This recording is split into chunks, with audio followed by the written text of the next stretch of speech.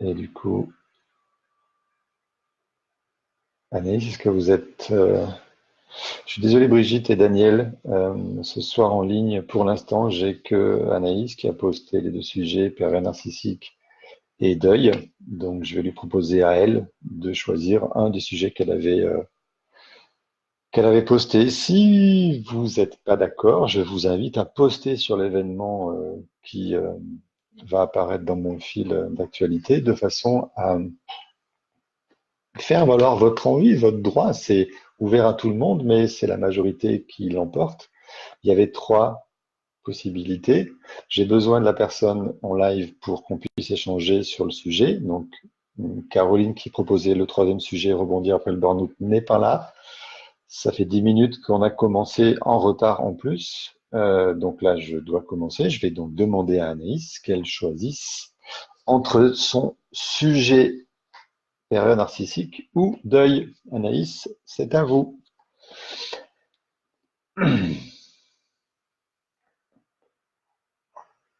Ok, voilà, il y a du monde qui se connecte. Nathalie, Sabine, Lola, Claire, Aude, bonsoir. Marie, bonsoir aussi. Anaïs, vous êtes partie, vous savez pas, vous hésitez, vous tirez au sort. Faites pile ou face. Anaïs, le deuil, s'il vous plaît. Merci. Bien. Ce soir, on parle du deuil. Alors, je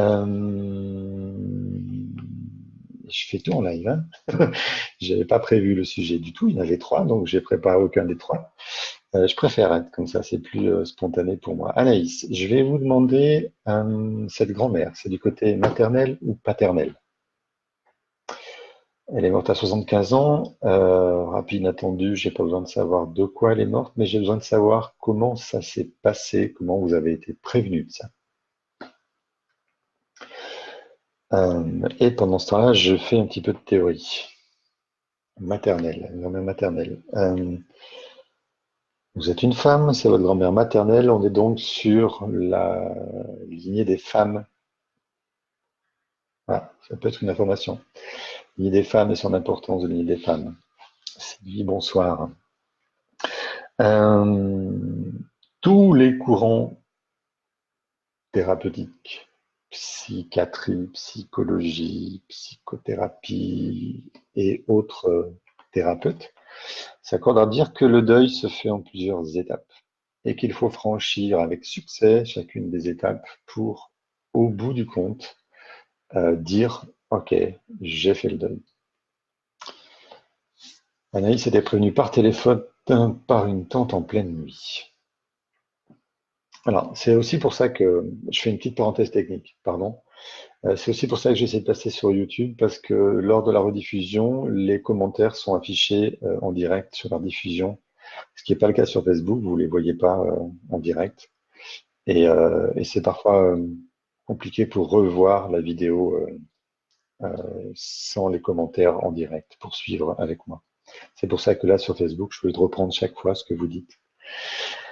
Pour éclaircir, pour ceux qui reverront le replay, par téléphone le jour en pleine nuit. C'est donc une grand-mère maternelle, on est donc sur la lignée des femmes, et vous avez plusieurs étapes de deuil à faire. Quand on travaille sur le deuil, on doit vérifier en tant que thérapeute comment chacune des étapes a été franchie. Alors, Anaïs, je vais vous poser des questions directement. La première des étapes, alors, selon les courants, il y a entre 5 et 9 étapes. Ok? On ne va pas faire 5 ou 9, peu importe. On va aller voir celle sur laquelle ça coince. Ça fait 5 ans qu'elle est morte. Un deuil doit se régler en 6 mois, 9 maximum, quelle que soit la personne qu'on perd, que ce soit ses parents, sa grand-mère, son frère, sa sœur ou un enfant. D'accord? Si toutes les étapes sont bien accomplies, sont bien traversées, on doit faire le deuil en 6 ou 9 mois. Donc, posez-vous déjà des questions si ça fait 5 ans, 10 ans et encore plus forte raison, 20 ou 25 ans, que vous n'avez toujours pas fait le deuil de votre père, de votre mère, de votre grand-mère, de votre frère, de votre enfant. C'est quand même le plus difficile à faire, l'enfant, hein. Ça vient réveiller beaucoup de choses, mais c'est possible aussi. Ou même de votre chien, ou de votre lapin. J'ai eu le cas d'un lapin une fois enfin le cas d'un lapin, le cas d'un deuil non fait de lapin qui avait un impact très fort dans le comportement de la personne. Cette personne ne pouvait pas s'endormir dans la maison le soir, elle était mère de famille, et elle ne pouvait pas s'endormir le soir dans la maison tant que tout le monde ne dormait pas. C'était son truc. Et c'était tout le temps, tout le temps, tout le temps pareil. Elle ne s'endormait pas toute seule. Donc Anaïs, vous avez appris le deuil de votre grand-mère maternelle par téléphone à travers une tante en pleine nuit. Ok, cette grand-mère maternelle avait quelle importance pour vous dans le sens euh, quel rôle peut-être exceptionnel, peut-être important avait-elle joué dans votre vie? Par exemple, est-ce que c'est elle qui vous a élevé? Est-ce qu'elle vivait avec vous à la maison? Est-ce qu'elle vous gardait très très très très souvent? Est-ce que vous êtes allé en vacances beaucoup chez elle, etc., etc. Quelle était votre relation? Parce que forcément, quand c'est une personne âgée, 75 ans, c'est déjà un âge où on peut commencer statistiquement à mourir. Ne pas faire le deuil de cette personne âgée implique qu'il y a un lien émotionnel plus élevé que la normale. Là, je parle juste des personnes âgées, les grands-parents, arrière-grands-parents. Si on ne peut pas faire le deuil, c'est que, tiens, peut-être que cette grand-mère-là avait une place plus importante que, que la majorité des grands-mères ou que la normalité. J'aime pas dire normalité, mais de la majorité des grands-mères. Donc Anaïs, quelle place elle avait pour vous, cette grand-mère? Si on revient, hop, j'ai peut-être la réponse, voilà, très importante pour moi. J'ai passé mes vacances chez elle très souvent étant petite, elle me dit toujours des mots doux avec le cœur. Bien, je vais travailler directement avec vous, Anaïs. Merci d'être présente là ce soir pour répondre et en même temps vous allez en profiter. Euh, Est-ce que votre mère vous disait ce genre de mots doux avec le cœur? Oui, non. Valérie. Ah, Valérie qui prend part au sujet. Effectivement, vous êtes en ligne, là, vous êtes assez nombreux. Vous pouvez, vous aussi, exposer votre cas et voir si ça correspond, si ça vous parle. Et surtout, manifester si ça vous parle pas. Si vous dites, eh, mais non, mais c'est pas mon histoire, ça me parle pas, dites-le moi et j'essaierai de jongler avec les réponses. Anaïs, oui. Est-ce que votre mère vous parlait avec des mots doux, avec le cœur, comme faisait votre grand-mère? Quel rapport affectif de douceur et d'amour immense, on va dire, avez-vous avec votre mère? Aviez-vous avec votre mère? Est-ce qu'elle a la capacité de faire ce que faisait votre grand-mère? J'anticipe la réponse. Si elle n'a pas cette capacité, votre mère, ça veut dire que c'était votre grand-mère qui vous donnait l'amour ou la représentation de l'amour.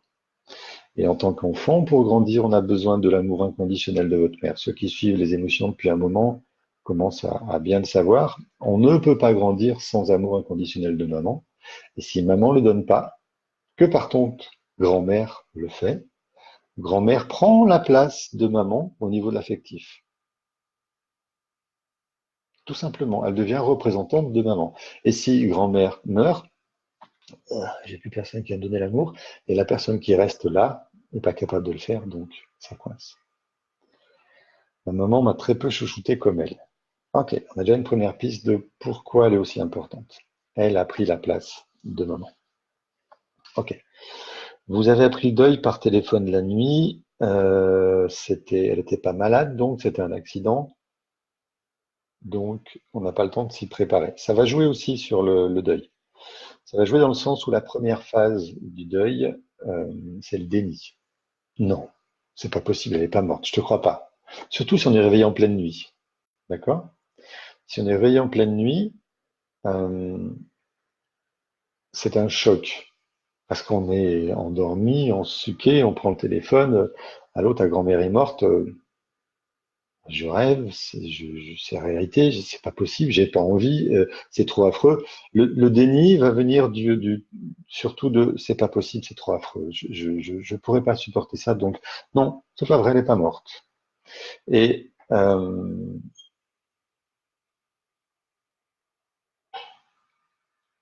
maladie, mais très très rapide. Ma mère était malade, psychiatrie pour Valérie.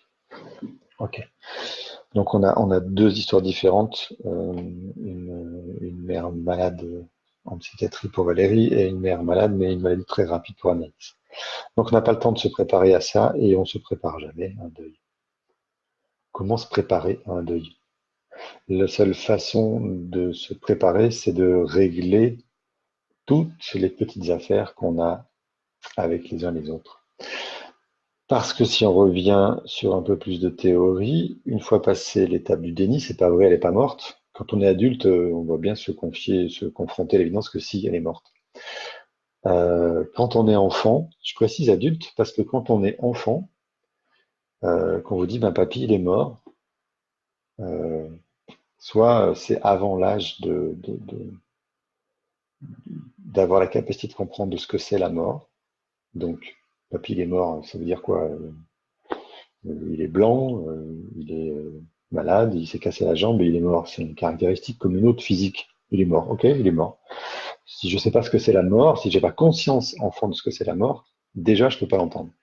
Donc très souvent, quand on perd euh, quelqu'un, en étant très très très très petit, voire nourrisson, on n'a pas conscience de ce que c'est la mort et on n'a pas conscience que l'autre disparaît. Alors que l'autre est mort, que l'autre ne vit plus, qu'il ne sera plus dans notre monde. Donc, il est peut-être simplement parti. Parce que la seule conscience de son absence, de quelqu'un, c'est il n'est plus là. Il n'est pas dans la cuisine, il n'est pas dans le salon, il n'est pas dans la maison, ok, il est parti. Comme quand il travaille, comme quand c'est le week-end qui est faire du sport, il est juste parti. Donc, quand on travaille avec des gens qui ont subi un deuil très jeune, il y a cette notion ben, non, pour moi, il est toujours là. En fait, dans les années qui sont passées, j'ai appris ce que c'était la mort, j'ai compris que mon grand-père était mort, d'accord?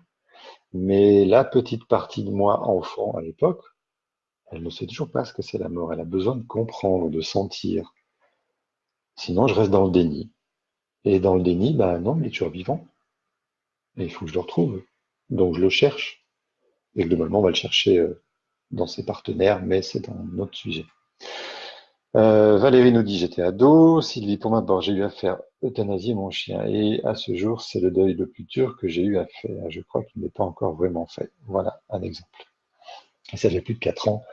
Et Sylvie, je suis désolé d'emprunter ces mots-là à notre vocabulaire, mais ce n'était qu'un chien. Et plein de gens autour vont vous dire, mais comment ça, c'est un chien, c'est pas important. Sauf que pour vous, il avait une importance, et pour vous, le deuil n'est pas fait à comprendre pourquoi. Première étape, le deuil. La deuxième étape, c'est la négociation. Elle dure pas très longtemps, celle-ci. C'est non, mais pourquoi il est mort lui? C'est ma grand-mère, à moi elle-même, ma grand-mère maternelle, à moi elle-même, elle me fait des câlins, donc je veux pas. C'est pas elle de mourir, c'est à l'autre là-bas qui est méchante et qui on voit jamais et donc que je connais pas. Ça, c'est la négociation. Deuxième. Après, ça va dépendre des, euh, des courants et il y a plein de choses qui vont pouvoir se passer. Et c'est là un peu, une fois qu'on a passé des négociations, que on peut rentrer dans des choses plus subtiles. Je ne sers pas de ces phases. Juste déni, négociation, je vérifie. Négociation, je n'ai pas à vérifier généralement, mais juste déni, parce que lui peut bloquer beaucoup de choses. C'est la base, hein, c'est le premier, donc ça bloque. Après, la majeure partie du temps, c'est j'ai pas réglé mes comptes avec la personne qui est morte. Alors, règlement de compte, c'est dans le sens où je lui dois quelque chose et je pourrai jamais le rembourser parce qu'elle est morte. Ou elle me doit quelque chose et je ne pourrai jamais la voir parce qu'elle est morte.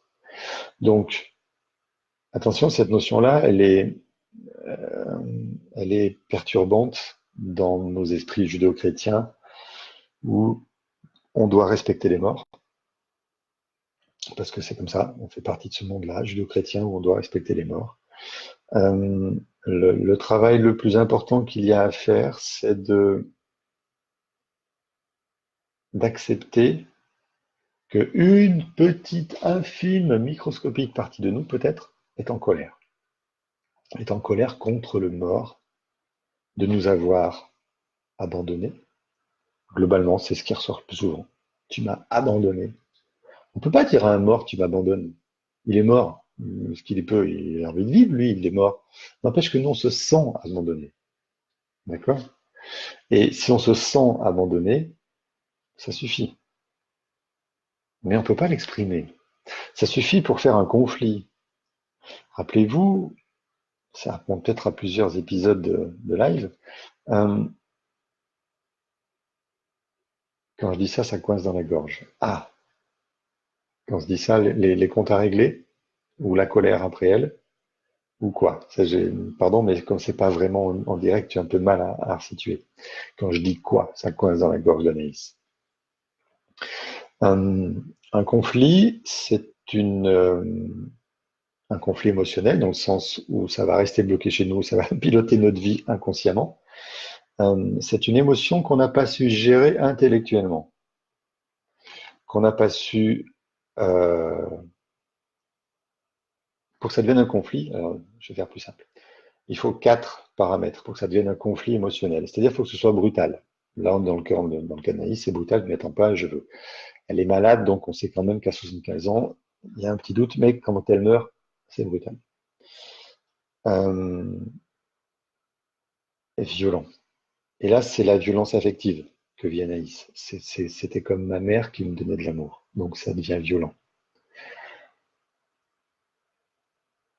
Quoi d'autre? D'après vous, qu'est-ce qui peut faire que, alors à part le rapide et violent, qu'est-ce qui peut faire dans les deux paramètres que je vous aide déjà? Qu'est-ce qui peut rester pour que ça devienne, quels paramètres des conditions dans lesquelles ça se passe, ce drame arrive, pour que ça devienne un drame? Voilà, Anaïs nous dit le fait d'avoir quelque chose à lui devoir. Ok, on va revenir dessus, je vais terminer là-dessus. Quels sont les deux paramètres? Les deux autres. Le drame qui se passe est subi, soudain, je ne l'attends pas. Il est violent, c'est pas quelque chose qui ne me touche pas, sinon ça ne me touche pas, forcément. Il est trop tard, sans solution. C'est quelque chose qui arrive et j'ai pas de solution pour ça. Ma grand-mère meurt, je vais pas la faire revivre, j'ai pas de solution, d'accord? Et dernier paramètre, le plus important,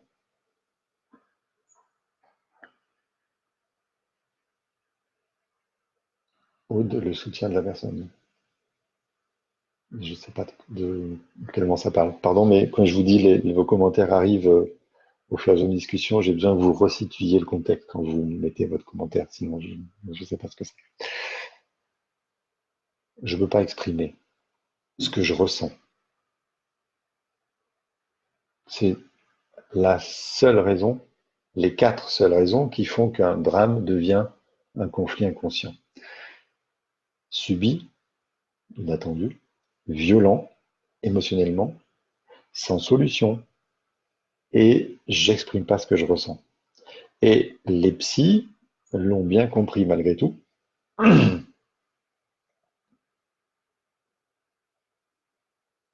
Les psys l'ont bien compris malgré tout, c'est que regardez juste les drames là, qui sont passés chez nous, malheureusement, sur le 13 novembre, sur l'attentat de Nice, etc., etc. Qu'est-ce que l'État met en place tout de suite après l'attentat? Une cellule psychologique. Pourquoi faire? Pour permettre de parler. Si j'exprime ce que je ressens, c'est bon. je suis sorti des 4 paramètres qui créent le conflit. Il faut que les 4, hein, si un des paramètres manque, c'est bon, c'est pas un conflit émotionnel. Si je peux exprimer ce que je ressens, je ne ferai pas de conflit suite à ce drame-là. Donc quand je vais dans la cellule psychologique après l'attentat, je peux exprimer l'horreur de ce que j'ai vu. Et pouf, j'exprime et je suis plus là. C'était toujours subi, toujours rapide, inattendu, ok, violent, sans solution. Ils sont là, ils sont arrivés, ils ont tué tout le monde est mort. Mais si j'exprime, ça ne devient pas un conflit. Donc, l'expression, son ressenti, elle est super importante. Bonsoir Sabine, qui me dit le fait de ne pas avoir été près d'elle. Alors, on vient sur ça. Cette grand-mère, elle est morte rapidement, c'est violent, on ne peut pas la faire vivre, donc il faut exprimer. Sortir du deuil, c'est exprimer son ressenti. C'est tout ce qu'on a à faire. Mais exprimer son ressenti. Attention, je refais un petit rappel en vitesse. Ressenti, pas émotion, pas je suis triste. Je suis triste parce que je me sens abandonné, trahi, etc., etc., dans le cas d'un deuil. Je suis en colère parce que je me sens impuissant, on l'avait la dernière fois. D'accord? C'est celle qui sort souvent. Mais dans le cas d'un deuil, euh, je ne peux pas faire le deuil parce que je n'ai pas exprimé mon ressenti. Et si je me sens abandonné, je ne peux pas exprimer je suis abandonné. Je ne peux pas dire à l'autre il m'abandonne. Non, il est mort. Je ne vais pas l'accuser de m'abandonner. C'est injuste socialement. Et c'est pour ça que c'est compliqué de faire le deuil pour beaucoup de personnes, parce qu'on ne peut pas exprimer ce qu'on ressent vraiment au fond de soi.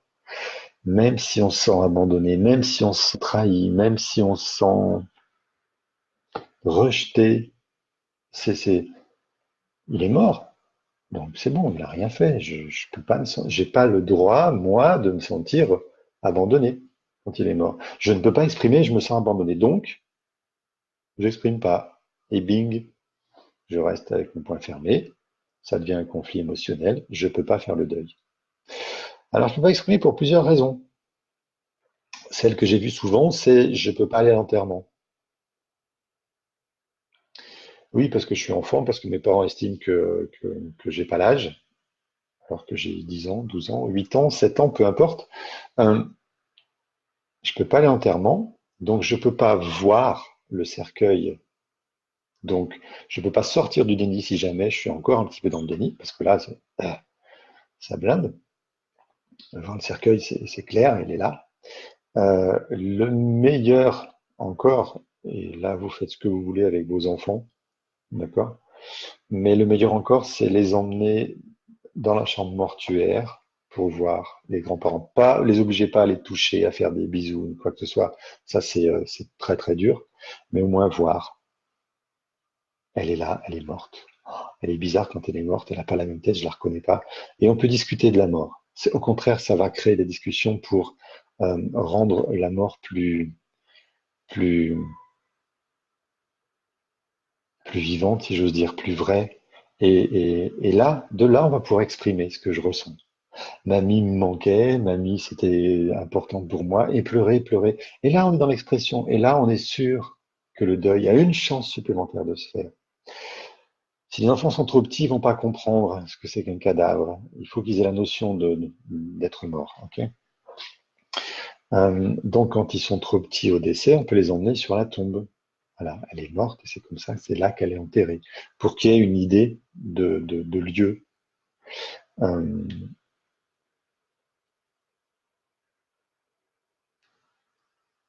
c'est tous les détails qui vont faire ça. C'est tous les petits détails qui vont vous permettre de pas être dans le conflit. Donc, on revient sur l'histoire d'Anaïs, puisque c'est le, le, le- le fait d'avoir quelque chose à lui devoir qui la rend triste, qui lui fait de l'émotion. C'est ce qu'on va chercher en thérapie. Qu'est-ce qui vous fait réagir dans tout ce que je viens de dire? C'est je lui dois quelque chose. Maintenant, Anaïs, je vais vous inviter à réfléchir ou pas, et plutôt à exprimer spontanément qu'est-ce que vous devez à votre grand-mère. C'est ça qui est terrible, c'est que Anaïs sent de l'émotion quand j'exprime le fait qu'elle doive quelque chose à grand-mère. C'est une grand-mère, qu'est-ce qu'on peut devoir à une grand-mère? Ok, on va savoir, on va découvrir. Après là, c'est chacun son histoire et chacun son truc. Vous avez ressenti le manque et l'abandon. Le manque, c'est normal, elle n'est plus là. L'abandon. Ça, c'est l'abandon qui n'est pas exprimé. Euh, donc, en thérapie, vous seriez invité à exprimer l'abandon à cette personne-là. Mais pour exprimer l'abandon à cette personne-là, il faut se mettre dans des conditions particulières que la PNL permet, programmation neurolinguistique. On va faire une espèce d'état hypnotique, ou en tout cas état modifié de conscience. On va faire venir cette grand-mère dans la pièce. On va la personnaliser, l'identifier clairement, sa place, comment elle est habillée, etc. Et on va pouvoir lui parler. Et parce que l'inconscient la voit là, présente, il va pouvoir recontacter tout ça et exprimer tout ça. Et ça va être reçu. C'est le deuil, euh, clairement, c'est une séance. Si, si vous faites une séance sur le deuil, c'est terminé, il n'y a plus de deuil. Alors, oups, c'est pas terminé, il n'y a plus de deuil. Dans la réalité des choses, vous repartez vers la prochaine étape du deuil, quelle que soit celle que vous avez loupée. Ok? Je lui dois quelque chose, c'est un règlement de compte. Elle me doit, je lui dois, là, ça coince très souvent là-dessus. Mais ça peut être simplement dans je ne peux pas exprimer. Je lui dois rien, c'est avec une des étapes suivantes, c'est je ne peux pas exprimer. Mon ressenti, attention, je peux pleurer des heures, des heures, des heures, elle me manque, elle me manque, elle me manque. Mais si je dis pas, elle m'a abandonné, vous ne sortez pas du ressenti. Bonsoir Marie-Claire, bonsoir Cécile. Hum, donc Anaïs, la solution, c'est faire ce genre de travail-là avec un thérapeute qui vous accompagne pour vous faire exprimer clairement et vous faire entendre de cette grand-mère de façon à ce que il n'y ait plus de compte entre vous. Elle entende que vous avez été abandonné, que vous êtes senti abandonné. Triste, elle le sait, c'est bon, c'est réglé, tout le monde le sait. Vous avez beaucoup pleuré, etc. Mais abandonné, non, elle ne le sait pas. Et pourquoi c'est aussi fort chez vous? Parce que cette grand-mère avait un rôle affectif qu'aurait dû tenir votre mère. Elle ne le tient pas.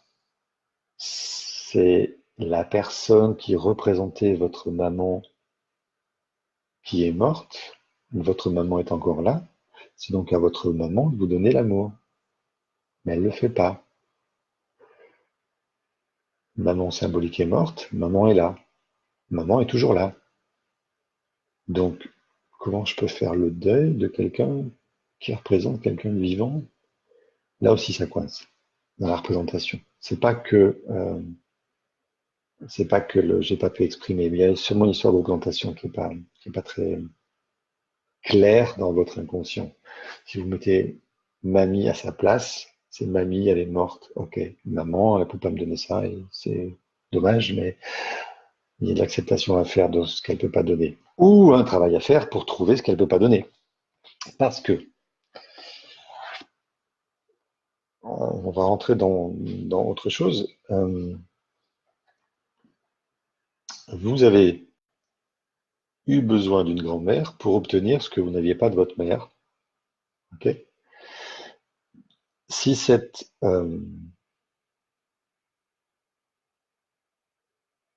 grand-mère meurt, personne ne peut vous le donner à nouveau. Donc, vous êtes en manque d'amour de votre mère, d'amour doux, profond. J'appelle ça inconditionnel. C'est plus. Voilà. Je t'aime. Quoi que tu fasses, quoi que tu dises et quoi que tu penses. Ça, c'est inconditionnel. Si tu vas tuer quelqu'un, je t'aime quand même parce que tu es ma fille. Je t'accepte comme tu es, dans tout ce que tu es, intégralement de A à Z.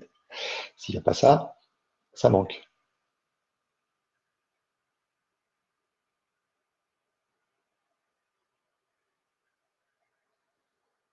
Cécile nous pose un autre sujet. Ma mère voit, je suppose, ne voit que ma petite sœur, son idole. Compliqué pour vous, mais là, on n'est pas dans le deuil, Cécile. Désolé. Euh, alors, Anaïs, lui devoir l'amour qu'elle m'a donné. Waouh. Pardon, j'avais pas lu celui-là. Il était passé à travers mes yeux fatigués. Anaïs, vous devez à votre grand-mère l'amour qu'elle vous a donné. Alors, je vais vous faire un dessin. Non, je vais faire avec mes mains. Je fais bien les dessins avec mes mains. Papa, maman, enfant. L'amour, ça descend. Ça doit descendre. Ça n'a aucune raison de remonter. Si l'enfant se met à aimer ses parents, il faut que je me mette dans la caméra, parce que ses parents attendent de l'amour de leur enfant, c'est un amour conditionné. Je répète, très subtil. Maman m'aime en attendant, parce qu'elle attend, parce qu'elle a besoin, parce que ses propres parents ne lui ont pas donné, à elle, de l'amour de ma part. Donc, je l'aime. Parce que si je l'aime pas, ben, elle va pas m'aimer. C'est de l'amour que elle va donner, mais de l'amour conditionné. D'accord? C'est pas votre cas, Anaïs, mais je reprécise l'ordre. D'accord? Un adulte aime inconditionnellement son enfant. C'est comme ça que ça se passe. Pareil pour le papa. Il soutient inconditionnellement son enfant. Je dis soutien parce que c'est vraiment le plus puissant. Bien sûr qu'il y a de l'amour dedans. Ok. Donc Anaïs, vous estimez que vous devez, dans ce sens-là, vous devez de l'amour à votre grand-mère. Parce qu'elle vous l'a donné. Non? Question Anaïs, vous avez des enfants? Si vous avez des enfants, c'est plus facile à comprendre. Imaginez que vous donnez de l'amour à vos enfants. Vous donnez de l'amour à vos enfants. C'est pas imaginer, c'est vous donner de l'amour à vos enfants. Papa, tu peux te reposer, merci. Vous êtes maman, vous donnez de l'amour à vos enfants. Est-ce que vous attendez, est-ce que vous leur demandez qu'ils vous aiment en retour? Non. Vous donnez ça avec votre cœur. Logique. C'est normal, c'est de l'amour inconditionnel. Ok? Bien. Oui, vous avez des enfants. Non, vous n'en avez rien d'eux. Bien sûr que non. Et comment vous pourriez attendre de l'amour de vos enfants? C'est pas juste. Ok? C'est les placer en solution, en position, pardon, de devoir quelque chose. Ça commence à faire le rapport avec la grand-mère. La grand-mère, elle vous aime inconditionnellement. Vous lui devez rien. C'est ok? Votre mère devait vous aimer inconditionnellement. Visiblement, elle l'a pas fait. Elle vous doit quelque chose. Mais on parle pas d'elle là. Vous avez reçu l'amour de votre grand-mère, inconditionnel, doux avec le cœur. Merci. Merci, mamie. Vous pouvez la remercier, oui, mais vous lui devez rien, puisque l'amour descend toujours. Ok?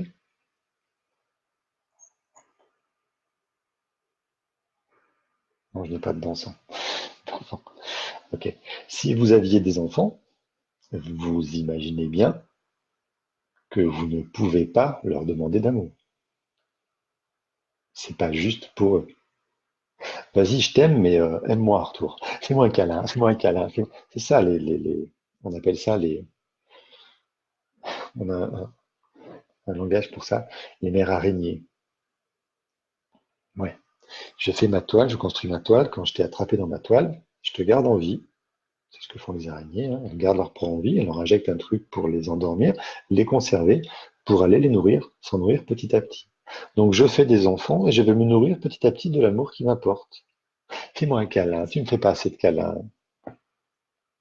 L'enfant, dans cette position-là, il sait très bien que bah, si je ne fais pas un câlin maintenant, bah, elle m'aime moins. Donc, je lui dois quelque chose. Ça le met en position de dépendance.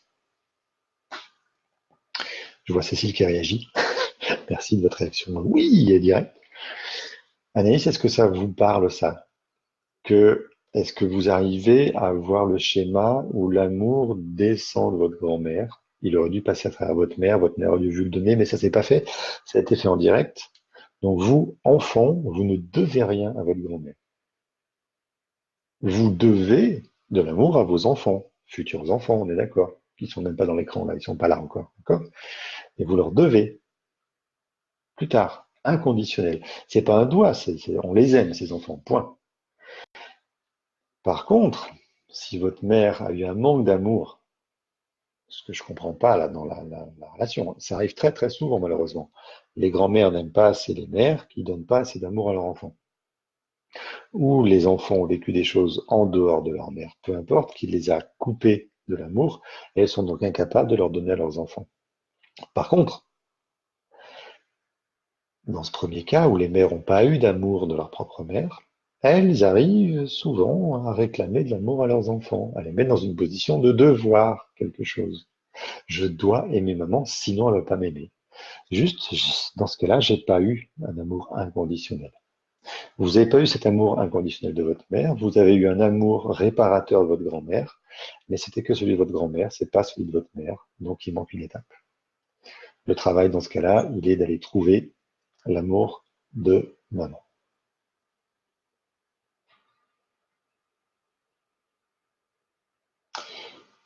Alors Anaïs, je vais tenter de traduire ce que je lis avec mes yeux fatigués. Oui, exact, mais c'est ce que j'ai eu, je pense, avec mes parents, leur donner de l'amour.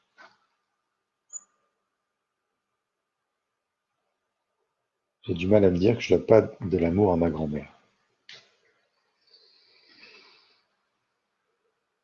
C'est plus facile quand on a des enfants de comprendre que on n'attend rien d'eux. On donne de l'amour, c'est un don. Ok. Elle donne de l'amour, elle prête pas. Sinon on dirait ma grand-mère m'a prêté de l'amour. Non, vous l'avez écrit dans la première phrase, ma grand-mère m'a donné de l'amour avec son cœur. Si vous donnez avec votre cœur,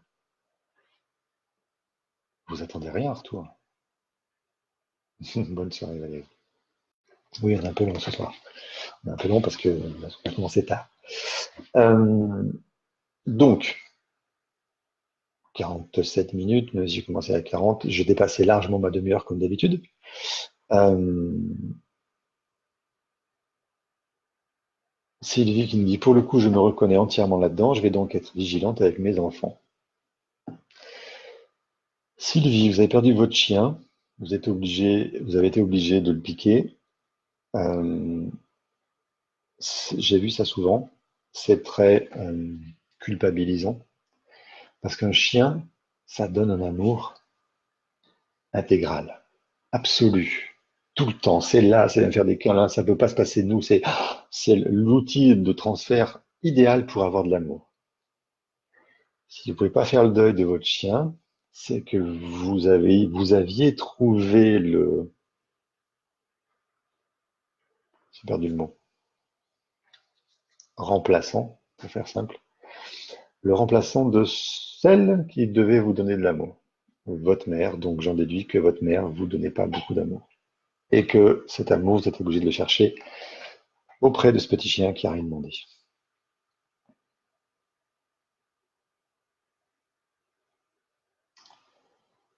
Alors, vous disiez que c'était pas aux enfants, je reprends les phrases d'Anaïs, vous disiez que c'était pas aux enfants de donner de l'amour, mais c'est ce que j'ai fait car mes parents n'ont pas eu d'amour inconditionnel. Oh. Vous êtes... euh, est-ce que mes mains vont suffire? Oui, mes mains vont suffire. Vous êtes enfant. On va arrêter là-dessus après parce que on va partir dans plein de sens, mais cette phrase est importante. Cette représentation est importante. Vos parents, pardon, vous, vos deux parents, ils n'ont pas eu l'amour de leurs parents. D'accord? Ils sont donc malheureux. Étant malheureux, ils vont pas vous donner de l'amour. Logique, si on est malheureux, on a du mal à donner de l'amour. Ok, on est dans son malheur, dans son... Ça va pas. Vous, enfants, pour avoir de l'amour de vos parents, il faut les rendre heureux. Donc vous leur donnez de l'amour. C'est une stratégie inconsciente pour en recevoir. Si j'aime mes parents, je les rends heureux, et comme ils sont heureux, ils me donnent de l'amour. D'accord? C'est pas leur volonté à eux de prendre de l'amour chez vous, non. C'est votre stratégie à vous inconsciente d'aller donner de l'amour à vos parents pour avoir un retour. Sauf que, qu'est-ce qui se passe quand vous donnez de l'amour à vos parents, puisque j'ai dit tout à l'heure que l'amour, ça n'allait qu'en descendant. Attention. Si l'amour ne va qu'en descendant, vous ne pouvez donner de l'amour à vos parents qu'en vous plaçant à la place de leurs parents. Vous devenez donc, en donnant de l'amour à vos parents, les parents de vos parents. Ça se tient, hein? D'accord? Si vous êtes les parents de vos parents, ben vous êtes l'enfant de qui? Vous n'êtes plus l'enfant de vos parents. Donc vous ne pouvez pas recevoir l'amour. Que dans cette stratégie biscornue de leur donner de l'amour à la place de leurs parents, vous avez mis en place. Si moi, Anaïs, je veux donner de l'amour à mes parents, il faut que je devienne leurs parents. Si je deviens leurs parents, je suis plus leur enfant. Donc je ne retrouverai jamais l'amour que j'ai donné à mes parents. Donc c'est un puits sans fond. Ça marche pas.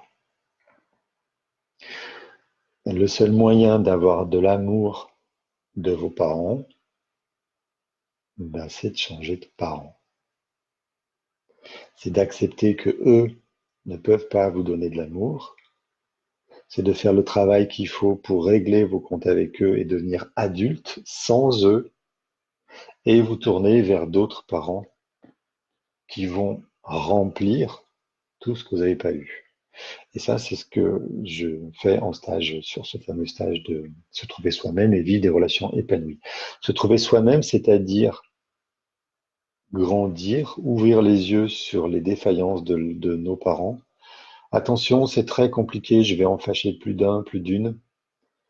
Vos parents ont tous eu une défaillance quelconque. D'accord? Sinon, vous ne serez pas en train de regarder un thérapeute un mardi soir sur Facebook. C'est juste une logique de base. Si vous avez besoin de quelque chose.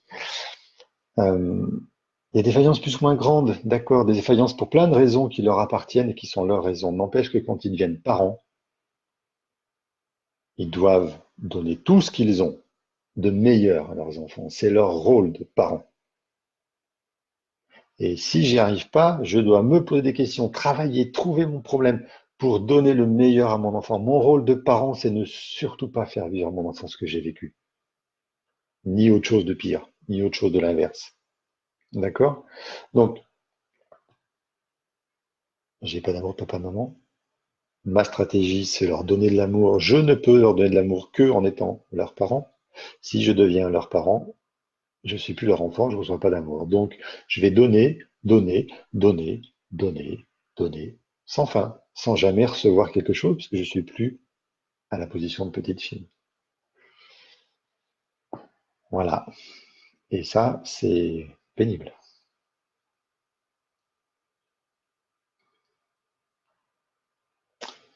De la fusion.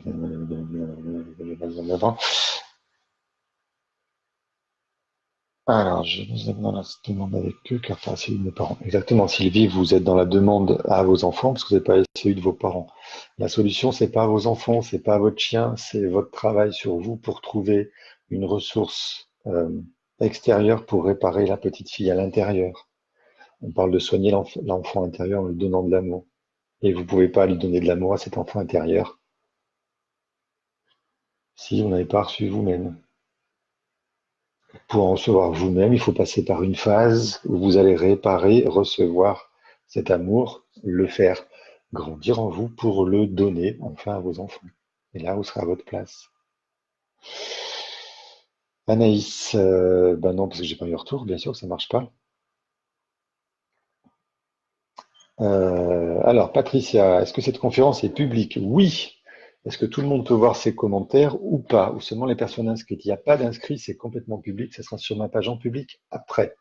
Et c'est pour vous aider à trouver des pistes.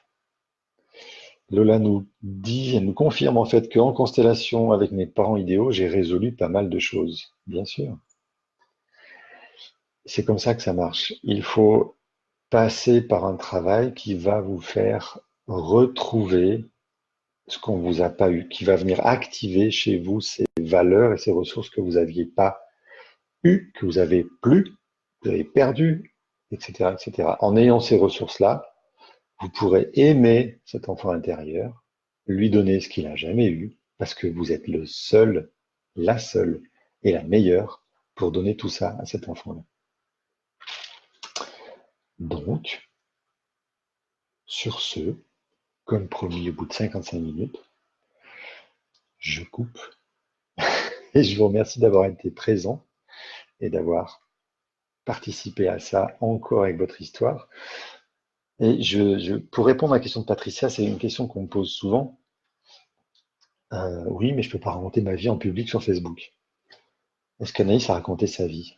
Non. Est-ce que ça va gêner quelqu'un de sa famille? Non. Personne.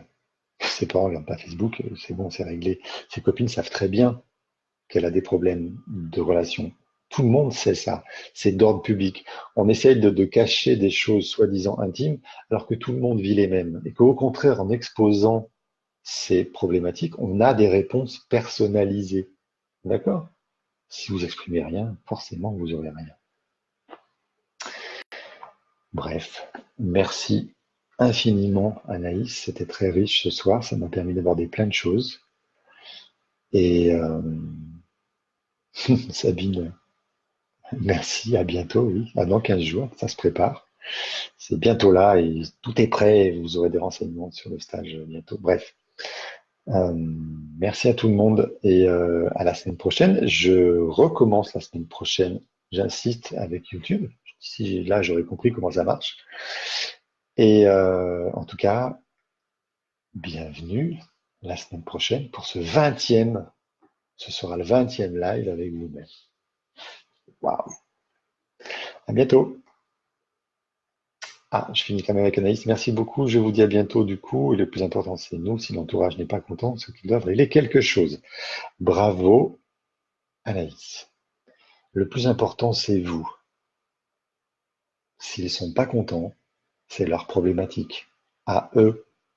On vient appuyer là où ça fait mal chez eux, mais c'est pas notre problème. On ne doit pas plus prendre soin des autres et de ce qu'ils ressentent, dans la mesure du temps où on les respecte, bien sûr, qu'on doit donner de l'amour à sa grand-mère. C'est la même démarche, Anaïs. Vous l'avez déjà, donc appliquez-la à vous. Remerciez votre grand-mère. Allez déposer une énorme gerbe de fleurs sur sa tombe. Faites quelque chose de symbolique pour la remercier vraiment de tout votre cœur. Mais c'est juste merci. Merci d'avoir été la mamie pour me donner ce que j'ai pas eu.